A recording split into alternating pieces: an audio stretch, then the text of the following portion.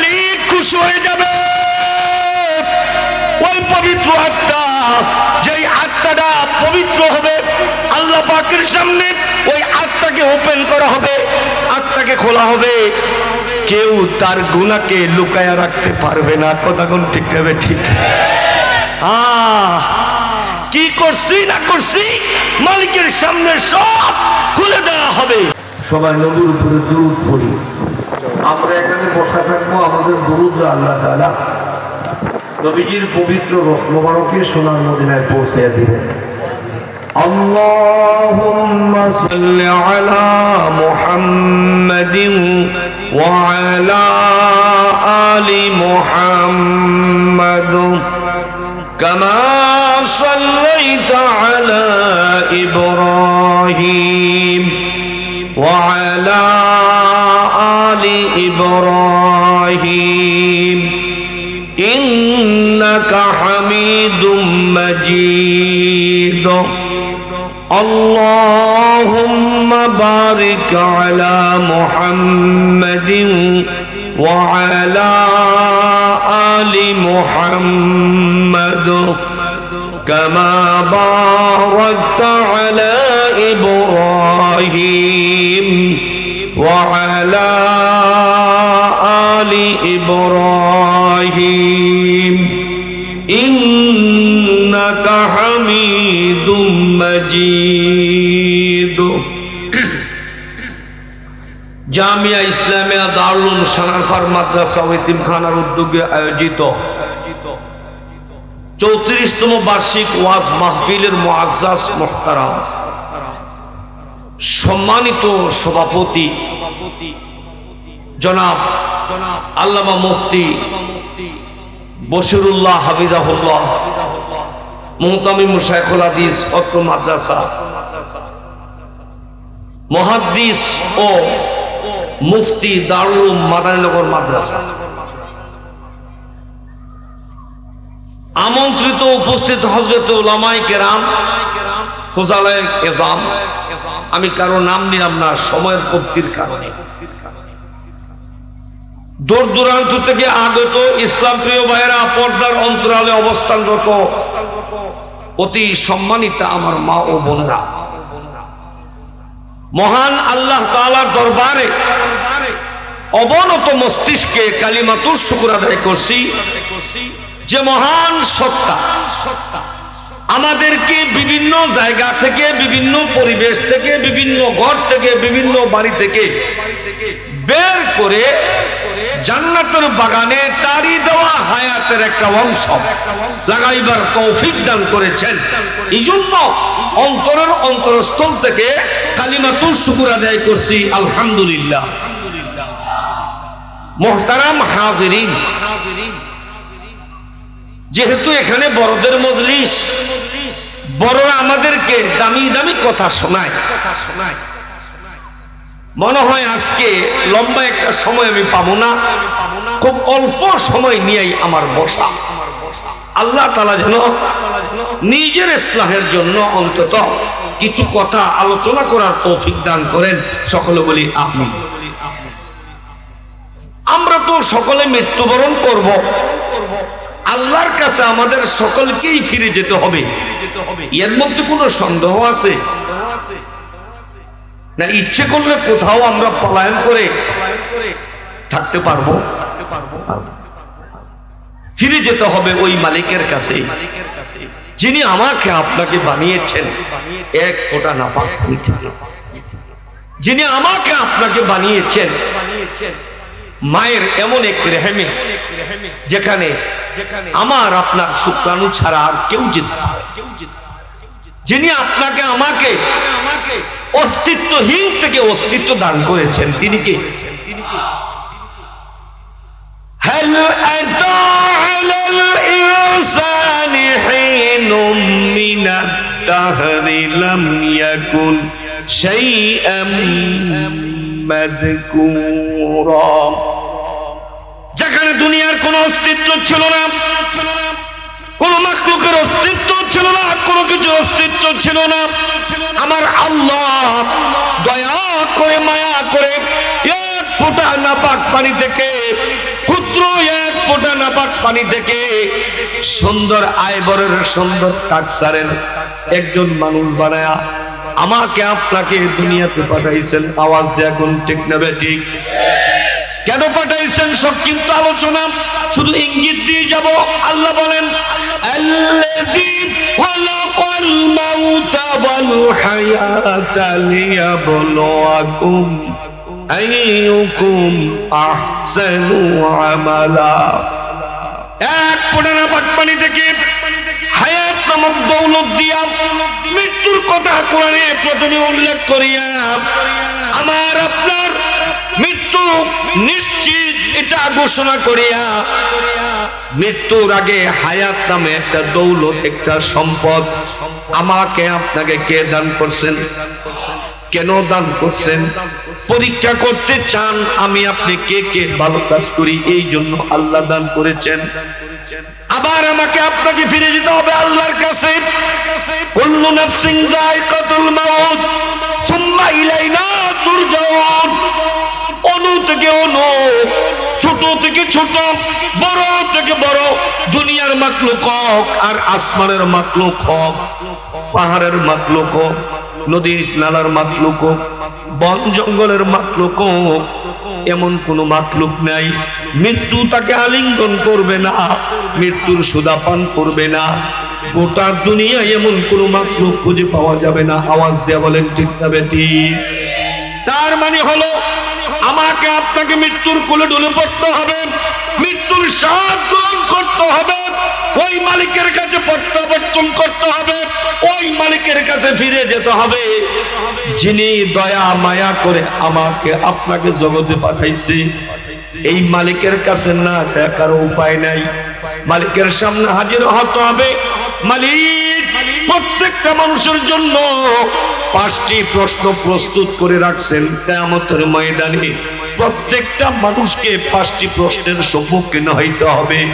আলেম হোক, গায়রে আলেম হোক, ইংরেজি শিক্ষিত হোক, অন্য জেনারেল শিক্ষিত হোক, বাংলার হোক বা অন্য কোন রাষ্ট্রের হোক, সকল মানুষকে কয়টি প্রশ্নের সম্মুখীন হইতে হবে? আওয়াজ দিয়া বলি, আর একটু জোরে বলি, 5টি প্রশ্নের সম্মুখীন সকলকে হইতে হবে। তবে আমার ভাইয়েরা, যেহেতু আমি আগে বলেছি সময় নাই আর আমার অভ্যাস খারাপ, যদি প্রথমেই শুনি আপনার সময় অতি কম, তখন কথা বলার মতো মানসিকতা কিন্তু আমার থাকে না। আমার এটা অভ্যাস, কেউ ভালো মনে করো আর খারাপ মনে করো, কারণ আমি একটা কথা গুছাই আনতে আধা ঘন্টা লাগে, এবং যদি ওয়াজের টাইমে দেয় আধা ঘন্টা আমি কি করব? আমার ভাইয়েরা, বাবারা, বন্ধুরা, সেদিন আমাদের সকলকে আল্লাহর সামনে হাজির হতে হবে। তবে একদল ভাগ্যবান, খুশনসিব, সৌকফলওয়ালা মানুষ সেদিন আল্লাহর সামনে হাজির হবে, যাদের দিলটা দেখে আল্লাহ খুশি হয়ে যাবে। জোরে জোরে বলি আল্লাহু আকবার। এমন কিছু আত্মা, এমন কিছু অন্তর আল্লাহর সামনে হাজির হয়ে যাবে। মনে রাখবেন, আমি আপনি ভালো করি মন্দ করি সব কিছু আমার আপনার অন্তরে জমা থাকে নাকি থাকে না? সেদিন আমার আল্লাহ তাআলা কিছু মানুষের উপর খুশি হবে। খুশি আপনারা কি চান? আমরা কি চাই না যে আমার উপরে আল্লাহ খুশি থাকো, আপনার উপরে আল্লাহ খুশি থাকো? চান নাকি চান না? কারা কারা চান দুই হাত তুলাইয়া দেখান, একটা জোর দিয়া কোন নারে তাকবীর, নারে তাকবীর। কোরআন সুন্নাহর আলো না, কেউ মিছিল দিয়ে ফালদায় না। 24-এর আগেও আসছিল কোরআন সুন্নাহর আলো ঘরে ঘরে জ্বালো। এখন না 24-এ আমরা ডইলা হমান করে লাইছি, এখন ঘরে ঘরে না জ্বালায়া সংসদে জ্বালাইলে কেমন হয়? ভালো হয়নি। 24-এর মিছিল কি 25-এ চলবে? কথা কয় না, কথা কয় না, কথা কয় না। তাহলে কোরআন সুন্নাহর আলো এখনো ঠিক হয় নাই সংসদে, কারণ এই দেশের কিছু মানুষ কোরআন সংসদে যাক এটা চায় না, নাস্তিকরা চায় না, ইসলাম বিরোধীরা চায় না, ইসলামের দুশ্মনরা চায় না, পশ্চিমারা চায় না, রাশিয়া চায় না, ভারত চায় না, অথচ এই দেশের 18 কোটি মুসলমান 92% মুসলমান এখনো বুক ফুলে বলতে পারে নাই এই সংসদ দুনিয়ার কোন আইনে চলবে না, মানব রচিত আইনে চলবে না। এই সংসদ চলবে কোরআনের আলোতে, এই সংসদ চলবে রাসূলের সুন্নাহর আলোকে।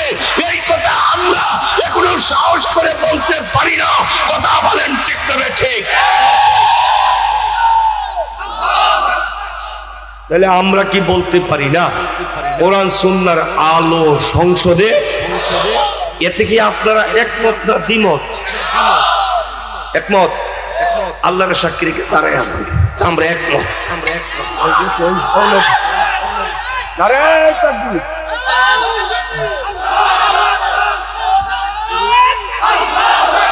কোরআন সুন্নাহর আলো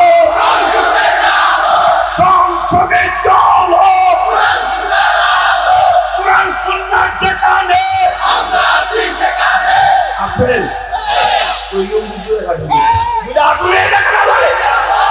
কোরআন সুন্নাহ যেখানে আমরা আছি সেখানে, আমি মুহাম্মদ যেখানে আমরা আছি সেখানে, নারে তাকবীর, আল্লাহু আকবার। লারা দেন, এইভাবে লারা দেন। কোরআন নাই যেখানে আমরা নাই সেখানে, সুন্নাহ নাই যেখানে আমরা নাই সেখানে, নাস্তিকরা যেখানে আমরা নাই সেখানে, ইহুদি খ্রিস্টান যেখানে আমরা নাই সেখানে, নারে তাকবীর, আল্লাহু আকবার। সবাই এক কদম আগান, কিছু মানুষ আগায় না, সবাই এক কদম আগান, আগে আগে বসেন, এক কদম আগান, বেশি না, ফাঁক রাখবেন না, সামনে কোনো ফাঁক নাই, যারা পরে আসবে পিছনে বসবে। এই কাছে সমস্যা এসে বললে পরে ঠেলা দেয়, সামনে নেবো, আগে আমরা জায়গা করে হিসেবে বয়ালাম। মাশাআল্লাহ মাশাআল্লাহ, যারা পরে আসবে পিছনে বসবে।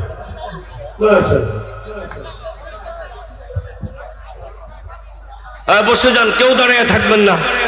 দাঁড়িয়ে থাকা এটা কোরআনের সঙ্গে বেয়াদবি হয়। যতক্ষণ জায়গা আছে ততক্ষণ বসেন, জায়গা না থাকলে পরে দাঁড়িয়ে থাকেন, বসে পড়েন। মাশাআল্লাহ মাশাআল্লাহ, ভিতরে ঢুকে পড়েন। একজন মানুষের প্যান্ডেলের বাইরে থাকবেন না। এই রহমত বর্ষা হচ্ছে প্যান্ডেলের ভিতরে, বাহিরে না। মাইক আছে বাহিরে, রহমত বাহিরে নাই, রহমত প্যান্ডেলের ভিতরে। এই মুরগির ফাটনার নিচে যে ডিম থাকে ওইটাই বাচ্চা ফুটে, যেটা বাইরে থাকে ওটা ফুটছে যায়। কথা কইলে কথা হয় না, ওলামায়ে কেরামের নজরে থাকতে হইব। আল্লাহ পাক সবাইকে কবুল করেন। খুব কষ্ট দিয়ে লাইছি, মাফ করে দিয়েন, মাফ করে দিন। যেহেতু বয়ান বিষয়বস্তু ছেড়ে দিছি, বয়ানে ছেড়ে দিছি।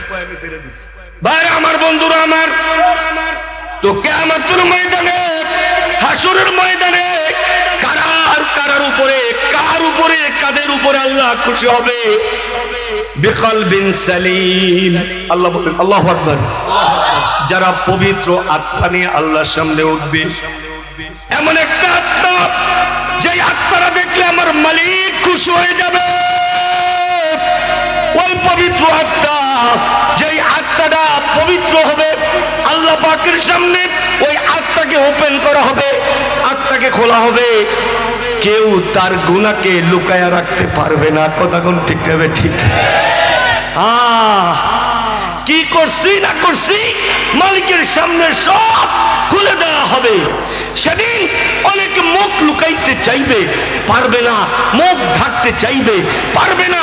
নিজের চেহারাকে আড়াল করতে চাইবে, পারবে না। লজ্জা পাবে, শরম পাবে, এবং লজ্জিত শর্মিন্দা হইয়া অন্তত আমরা আল্লাহর সামনে উঠতে চাই না, নবীর সামনে উঠতে চাই না, সাহাবায়ে কেরামের সামনে উঠতে চাই না। কথা কোন ঠিক না? ঠিক। পবিত্র আত্মা নিয়ে উঠতে চাই। কারা কারা চাই? হাত উঠাই।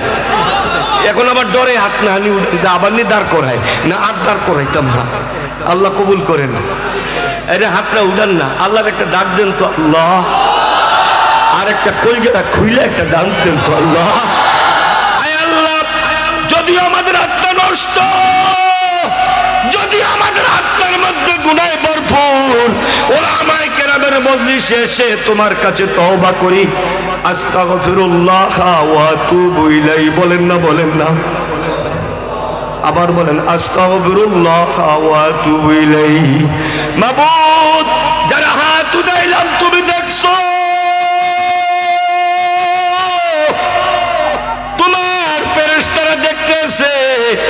আল্লাহ আমরা গুনাহগার, আমরা লজ্জিত। চোখগুলা বন্ধ করে দিছি, লজ্জা লাগে, কারণ দিনেও গুনাহ করছি, রাত্রেও গুনাহ করছি, আলোতে গুনাহ করছি, অন্ধকারে গুনাহ করছি, শীতকালেও গুনাহ করছি, গরমকালেও গুনাহ করছি, নিজের ঘরে গুনাহ করছি, ঘরের বাইরেও গুনাহ করছি, অজু অবস্থায়ও গুনাহ করছি, অজু ছাড়া অবস্থায়ও গুনাহ করছি, পাক অবস্থায় গুনাহ করছি, নাপাক অবস্থায় গুনাহ করছি, নিজের আত্মা নিজে নষ্ট করে ফেলেছি। আল্লাহ ডাকতেন ডাকতেন ডাকতেন, নিজের আত্মা নিজে নষ্ট করে দিয়েছি। তাকায় দেখুন এই সোনার পরে আজকে দারুম মাদ্রাসার সামনে তোমার বান্দা, তোমার বান্দা, তোমার বান্দা তুমি বানাইছো, তোমার বান্দা, তোমার বান্দা হাত তুলে মাপসায় সারেন্ডার করছে। আল্লাহ তুমি সকলের আত্মাগুলাকে পবিত্র করে দাও। জোরে সুরে একবার বলি আমিন। হাতটা নামাই আমার ভাইয়েরা, বাবারা, বন্ধুরা। এই জন্য আত্মারা নষ্ট করে দুইটা জিনিস। কয়টা? আরো জোরে কোন? মানুষকে গুনার দিকে টানে দুইটা জিনিস, একটা হলো তার নফস, আর একটা হইছে শয়তান। ঠিক না ঠিক? মানুষের প্রকাশ্য শত্রু কিন্তু দুইটা, একটা নফস আর একটা শয়তান। মানুষকে গুনাহ করাইয়া আত্মাকে নষ্ট করে নাপাক করে নফস আর শয়তান। মনে রাখবেন নফসেরও একটা ধোঁকা আছে, শয়তানেরও ধোঁকা আছে। আল্লাহ আমি যদি বলি যদি শয়তান না বানাইতো হাসরের ময়দানে আমরা বাঁচার কোনো রাস্তা থাকতো না। কেন জানেননি? কেন জানেননি? তখন আমরা বলতে পারতাম না আমারে শয়তানের ধোঁকা দিয়ে গুনাহ করাইছি, অথচ শয়তানের ধোঁকা না দিলেও আমি আমার নফসের ধোঁকায় পুরা গুনাহ করি, আমি আমার নফসের ধোঁকায় পুরা গুনাহ করি। আরে শয়তান বানাইয়া আমার উপরে আপনার উপরে আল্লাহ এহসান করছে। এহসান কেমন এহসান? যাতে আমি বলতে পারি আল্লাহ আমি গুনাহ করি নাই, শয়তান আমারে দিয়ে গুনাহ করাইছে। নিজের দোষটা শয়তানের কাঁধে চাপাইয়া দিতে পারি। আল্লাহ ফেরেশতাদের নিকট বলতে পারে, ফেরেশতারা রে আমার বান্দাই তো গুনাহ করতো না, শয়তান যদি ধোঁকা না দিত, এমনি ভাবে ক্ষমা করার জন্য এই শয়তান সৃষ্টি আমাদের ক্ষমা পাওয়ার বিশাল একটা সুযোগ তৈরি করে দিয়েছে। ঠিক না বেটি? একটা হইল শয়তান আর একটা নফস। তবে শয়তানের চাওয়া আর নফসের চাওয়ার মধ্যে পার্থক্য আছে। নফস কি বুঝেন? ইচ্ছা শক্তি যেটা, মানুষের ইচ্ছা শক্তি যেটা। মানুষ কেন গুনাহ করে? তার মনে চায়, তার ইচ্ছা হইছে গুনাহ করতে, এই জন্য গুনাহ করে। আপনি মাহফিলে কেন বসছেন? আপনার মন চাইছে, ইচ্ছা হইছে, মাহফিলে বসছেন। আমার কথা বুঝেন তো? কথা বুঝেন তো? বুঝেন ও আমার ভাইয়েরা? এই জন্য মন চাইছে নামাজে গেছে, মন চাইছে মোবাইলে গেমস খেলতেছে, মন চাইছে চুরি করতে গেছে, মন চাইছে ঘুষ খাইতে গেছে, মন চাইছে জিনা করছে, মন চাইছে বড় নারীর দিকে তাকাইছে। অর্থাৎ তার মনের চাওয়াকে, তার নফসের চাওয়াকে পূর্ণ করতে দিয়া গুনাহ করে। কথা কোন ঠিক দেবে? ঠিক। মনে রাখবেন নফসের প্রথম চাওয়া শয়তানের আজীবনের চাওয়া। নফসের কি চাওয়া বুঝে নাই? নফসের প্রথম চাওয়া, যেমন ঘুমের থেকে উঠতেছেন, নফস কি কয়? উঠিস না, একটু পরে উঠিস। নামাজিরও কয় এখনো তো একেমো শুরু হয় না, উঠতে দৌড়ে গিয়ে কোনো রকম পড়তে পারবি, শুইয়া থাক। এটা নফসের প্রথম চাওয়া। আরাম কর, পরে করিস, নামাজ পড়িস, পরে পড়িস, মাহফিলও যাইস, পরে যাইস, লাস্টে গিয়া মুনাজাত করিস। এটা নফসের চাওয়া। কথা কথা কথা কথা কার চাওয়া? নফসের চাওয়া। এই নফসের চাওয়াকে যে পুরা করে, আরে নফস যেটা প্রথম চায় এটা শয়তানের সব সময় চায়। কথা করে নফসে যেটা প্রথম চায়, এই প্রশ্ন তো চায় এখন নামাজ দেখতাম না, আর শয়তান চায় আজীবন চাইস না। কথাটা বুঝাই পারি না? নফসে চায় মায়া লোকটার একটু দেখতে লই, শয়তানে কয় ভালো করে দেখ, আজীবন দেখ। নফসে চায় একবার জিনা করি, শয়তানে কয় আজীবন কর। নফসের প্রথম চাওয়া, শয়তানের আজীবন চাওয়া। এইবার বুঝছেন তো? আরে সময়টা তো কম, সময়টা তো কম। নিয়ত করে আইছিলাম নফসের উপর কিছু কথা বলবো, ওয়াজের টাইম না, আমার নিজের মিজাজে নফসই নষ্ট হয়ে গেছে। আর কি করবো? বাইরে আমার বন্ধুরা, আমার এই জন্য নফসকে কন্ট্রোল করা। তবে আল্লাহ তাআলা মানুষের নফসকে কন্ট্রোল করার ক্ষমতা আল্লাহ মানুষকে দান করেছেন। জোরে বলেন আল্লাহু আকবার। নফসের চাওয়া কিন্তু শেষ না, ইমানদারের একটা চাওয়াও আছে। কথাগণ এখন নফসকে সোজা করার জন্য, পবিত্র করার জন্য, বিকালবিন সালিম বানাইবার জন্য, নফস যা বলবে আমি তার উল্টাটা করব। নফস যা বলে আমি তার উল্টা করব। নফস হলে মসজিদে পড়ে যাও, তাহলে আমি কোনটা করব? নফসে কয় কোরআন শরীফ রমজান মাসে পড়ো, রমজানের বাহিরে পড়ার দরকার নাই। সন্ধ্যায় পড়ো, সকালে তেলাওয়াতের দরকার নাই, তাহলে আমি কোনটা করব? একবারে নফসকে সোজা করার একটা ওষুধ, পরিষ্কার করার ওষুধ, নফসকে বিকালবিন সালিম বানাইবার ওষুধ। নফস যা বলবে আমি তা করব না, বরং আমার মালিক যা বলবে আমি তা করব। আমি নফসের গোলাম হব না, আমি আমার মালিকের গোলাম হব। নফসকে আমি কন্ট্রোল করব, আমি নফসকে আমার গোলাম বানাবো, আর আমি হব মালিকের গোলাম। যদি নফসের উপর খবরদারি করতে পারি, শক্তি খাটাইতে পারি, নফসকে যদি কাবু করতে পারি, এটা কিন্তু সোজা হইয়া যায়, সোজা। তবে সোজা হইয়া গেল, এটা কিন্তু খাপ পাইতে বইয়া থাকে, কখন আমার খাইব। নফস এমন একটা কাল সাপ, এটা খাইতে 6 মাস লাগে না, 9 মাস লাগে না, 10 বছর লাগে না। 70 বছরের ইবাদত একটা গুনাহ করাইয়া বাতিল করে দিতে পারে। কথা কোন ঠিক না বে ঠিক? নফস এমন এক জিনিস, আরে মৃত্যুর আগ পর্যন্ত ভালো কাজ করছে, হঠাৎ এমন এক গুনার কাজ করে ফেলছে, কলেমা পড়ো মরতে পারে নাই, বেঈমান অবস্থায় মরণ হয়। নফস এটা বড় কাল সাপ, এটা যে কোনো মুহূর্তে যে কাউকে খেয়ে ধ্বংস করে দিতে পারে। ঠিক না বেটি? এই জন্য নফসকে কন্ট্রোল করার দরকার আসেনি। আজকের থেকে আমার ছোট্ট কথা বড়রা বড় কথা বলবে। এখন থেকে আমি নফসের গোলামি করব না। একমত? কার গোলামি করব? আরো জোরে কোন কার? আল্লাহর। এটা খবরদারি করবো। আজকে পাম্পিল থেকে ওয়াদাবদ্ধ হইছি। নফস কয়ে ফজরে যাইস না, আমি যামু।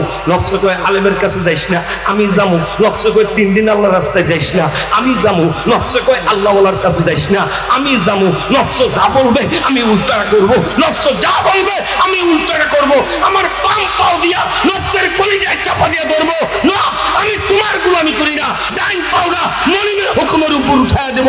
কেউ যদি বাম পাও দিয়া নফসকে পাড়া দিয়ে ধরে আর বলে আমার ডাইন পা আল্লাহর হুকুমে উঠায় দিছি, বান্দা যখন একটা কদম বাড়াইয়া দিবে, আমার আল্লাহ 2টা হাত বাড়াইয়া বান্দারা নিজের বুকে টানিয়ে নিবে।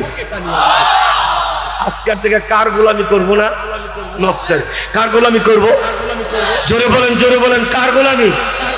আমাদেরকে নফসের গোলাম বানাইয়া রাখছে, ঠিক নেই? নফসে গোলাম বানাইছে। নফসে কয় নামাজ পড়িস না, হ্যাঁ পড়ে না। নফসে কয় পর্দা করিস না, হ্যাঁ করে না। নফসে কয় আরে ভাইয়ের মুরদি তাকাইলে একটু অসুবিধা কি, হ্যাঁ তাকাইতে আছে। নফসে কয় দুলা ভাইয়ের লইয়া ঘুরলে অসুবিধা কি, হ্যাঁ ঘুরতে আছে। চেহারা ভালো হইলে কি নফস খারাপ? ঠিক নেই? কারো চেহারাও খারাপ, নফসও খারাপ। যেমন হিরো আলম, মাফ করো, এটার ভিতরেও কালা, উপরেও কালা। এটার হাত খায় নাকি, এটা যায় নাকি, আল্লাহ এটার উদয় লইয়া যাও। কষ্ট পাইছেন? এই জন্য নফসকে ঠিক করতে হবে। যদি নফস পরিষ্কার না হয়, খবর হয়ে যাবে খবর। ওয়াজাত সাকরাতুল মাউত বিল হক, মৃত্যুর যন্ত্রণা যখন শুরু হয়ে যাবে, যা মহা সত্য, অতি কঠিন যাতনা, যেই যাতনার সম্পর্কে আল্লাহর নিজের কওল, আল্লাহর নিজের কথা। ওয়াজাত সাকরাতুল মাউত বিল হক যালিকা মা কুনতা মিনহু তাহিদ। কেউ মৃত্যুর যন্ত্রণা থেকে বাঁচতে পারবে না। সাকরাত বড় কঠিন। ও বাবা, যদি আমার নফসটা নাপাক থাকে, আমি যদি পাপিষ্ঠ হই, আমারটা যদি পবিত্র আত্মা না হয়, মালাকুল মউত যেদিন নিতে আসবে, খবর হয়ে যাবে। খবর কেমন খবর হবে? বলে মালাকুল মউতের সঙ্গে 500 ফেরেশতা আসমান থেকে ঝাঁপায়া পড়বে। আমি বলি নাই, আল্লাহ বলেন ওয়ান্নাসিআতি গরকা, ওয়ান্নাসিআতি গরকা। বড় কঠিন হবে সেদিন আচার আচরণ, কারণ পবিত্র আত্মার সঙ্গে একটা আচরণ, নাপাক আত্মার সঙ্গে আরেকটা আচরণ। আরে সামনে জাহান্নাম, কবর, হাসর, মিজান, ও কথাগুলো বলার সময় নাই। উলামায়ে কেরাম বলবে শুধু মৃত্যুর সামান্য ঘটনা বলি, যদি আমার নফসটা নাপাক হয়, আমার নফসটা যদি পাপিষ্ট হয়, গুনাহগার হয়, আমার নফস যদি আল্লাহ পাকের নিকট গ্রহণযোগ্য নফস না হয়, পবিত্র আত্মা যদি না হয়, আমার আত্মা যদি হয় নাপাক, আমার নফস যদি হয় নাপাক, তাহলে সেদিন যেদিন মালাকুল মউত আসমান থেকে চাপায়া পড়বে, ওয়ান্নাজিআতি গরকা, ডুব দিলে ঘুড়ি যখন ডুব দেয় গতি বাড়িয়া যায়, চিল যখন শিকারের জন্য ডুব দেয় মাথা নিচের দিকে দিয়া, তার গতি কমে না বাড়ে? আল্লাহর ফেরেশতায় গতি কেন বাড়ায়? কেন চাপায়া করবে? চাপাইয়া, কারণ এটা পাপী। পাপীরে আর 10 জনের মতো আনবে না, নাপাক আত্মাওয়ালারে 8টা 10টা মানুষের মতো আনবে না। এটার আনার ভিন্ন তরিকা, কারণ এটা নাপাক, এটা নাপাক। আরে পবিত্র আত্মা নিবার জন্য রহমতের ফেরেশতা চাদর নিয়ে দাঁড়ায় থাকে। আল্লাহু আকবার না, পবিত্র আত্মা নেওয়ার জন্য রহমতের ফেরেশতারা জান্নাতি চাদর নিয়ে আসে। চাদর মালাকুল মউতরে কয়, ওই পবিত্র আত্মারা বাহির করে আমাদের চাদরে দেন, আমরা বহন করে আল্লাহ পর্যন্ত নিয়ে যাব। আর যদি আমার আত্মা নাপাক হয়, আমার আত্মা যদি পাপিষ্ট হয়, আমার আত্মা নেবার জন্য জান্নাতি চাদর আসবে না, রহমতের ফেরেশতারা আসবে না, বরঞ্চ 500 ফেরেশতা হযরত জিবরাইল আলাইহিস সালামের নেতৃত্বে আসমান থেকে ঝাঁপায়া পড়বে, ঝাঁপাইয়া ওয়ান্নাজিআতি গরকা, ঝাঁপায়া পড়বে। ঝাঁপায়া পরে কি করবে? যখন মালাকুল মউতকে আমি দেখব, আপনি দেখবেন নাকি দেখবেন না? দেখবেন না? কেউ মালাকুল মউতের সামনে না পুরা উপায় নাই, পলাইবেন, পলাইয়া বাঁচা যাবে না। এখন সামনে যখন মালাকুল মউত আসবে, আল্লাহু আকবার কবীরা, সুবহানাল্লাহি বুকরাতাও ওয়াসিলা, যেই মালাকুল মউত আজরাইলের পায়ে থাকবে জমিনটা, আর মাথাটা আসমানে থাকবে, বিশাল একটা দেহ। মাথাটা এত বড়, 7 সমুদ্রের পানি মাথার মধ্যে ঢাললে 1 ফোঁটা পানি জমিনের মধ্যে পড়বে না। একটা চক্ষু অনেক বড়, তার দিকে তাকাইবে। ওই মালাকুল মউত যদি কোনো গুনাহগারের সামনে দাঁড়ায় যায়, কোন গুনাহগারের দিকে তাকায়, হোশ থাকবে না, হাওয়াস থাকবে না। ওই মালাকুল মউতকে দেখার পর তার রূহটা দৌড়াদৌড়ি আরম্ভ করি। একবার রূহটা মাথার দিকে যাবে, আবার রূহটা পায়ের দিকে দৌড়াবে, সমস্ত অঙ্গে প্রত্যঙ্গে দৌড়াবে। মালাকুল মউত কি করেন? জালালউদ্দিন সুয়ুতী রাহমাতুল্লাহ আলাইহি বলেন, মালাকুল মউত মাইয়েতের বাম পাও চাপ দেয়া ধরবে রূহটাকে আটকাইবার জন্য। তখন পাও থেকে চাপতে চাপতে চাপতে চাপতে রূহটা উপরের দিকে নিয়ে যাইবে। আমার ভাইয়েরা, আমার বাবারা, আমার বন্ধুরা, কোন মানুষ যদি মারা যাইতে লয়, পায়ের মধ্যে হাত দিয়ে দেখবেন পাউডি আগে ঠান্ডা হইয়া যায়, কারণ পা থেকে মালাকুল মউত তার রূহটাকে চাপতে চাপতে চাপতে চাপতে উপরের দিকে নিয়ে আসে। এইভাবে 2টা হাত পরক্ষণেই ঠান্ডা হয়ে যায়।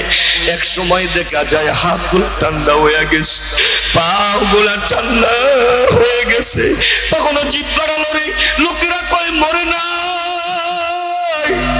এখনো মরে নাই, জিহ্বাটা নড়াচড়া করতেছে। আশেপাশের মানুষগুলা বসে থাকে। মালাকুল মউত কি করেন? তার রূহটাকে চাপতে চাপতে চাপতে চাপতে কণ্ঠনালী পর্যন্ত আনে। কণ্ঠনালীর মধ্যে আইনা দুনিয়ার হাকিকত তারে বোঝায়। এই বাবা 20 বছর, 50 বছর, 100 বছর দুনিয়া ছিল, দুনিয়ার এত মহাব্বত ছিল, কবরের কথা স্মরণ করে নাই। দুনিয়ার এত মহাব্বত ছিল, হাসরের কথা স্মরণ করে নাই। এত মহাব্বত ছিল, নামাজের চিন্তা করে নাই আল্লাহর সামনে দণ্ডায়মান হতে হবে, এই চিন্তা করে নাই আল্লাহর সামনে হিসাব দিতে হবে, এই চিন্তা করে নাই।